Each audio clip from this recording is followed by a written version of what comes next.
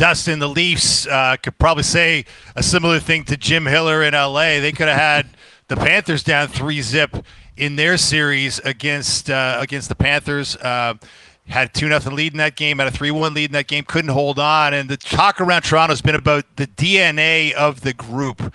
And, Brad Treliving, the GM, was trying to put his finger on yesterday, what this group needs in terms of playing well in the critical moments. What do you observe about this McDavid, Draisaitl-led team? Like, can you kind of get inside that a little bit? And what is the quality that those guys bring?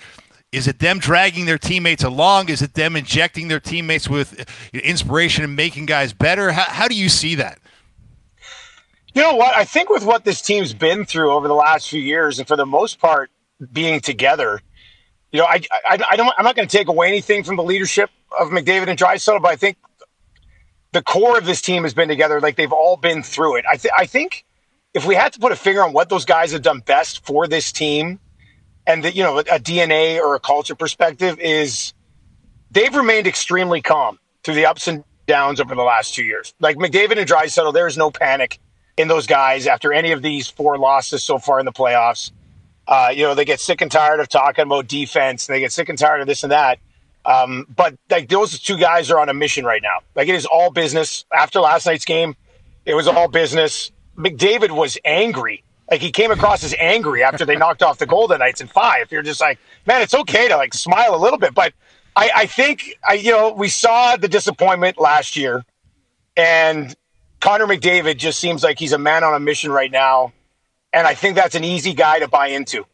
And when he is calm and when he is leading the way, he's been one of the best defensive forwards so far in the playoffs, I think. So when he's doing little things, I just don't know how anybody else in that team can't be like, I'll do what you're doing, because if you're doing it, I think we'll probably win. Looking ahead to Wednesday night when Game 1 goes down from Edmonton, Oilers taking on the Florida Panthers in a rematch of last year, I think this is a really unique situation in that I think you could make a pretty compelling case that both teams are actually better this year than they were last year. Florida adding Marchand and Seth Jones, and Edmonton just looks like a team that's possessed. How would you handicap this one? FanDuel has it as a central pick 'em. How do you pick a winner between these two right now? I can't.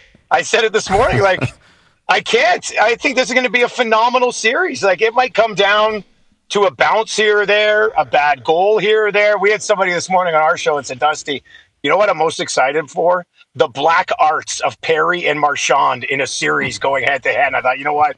That's going to be highly entertaining.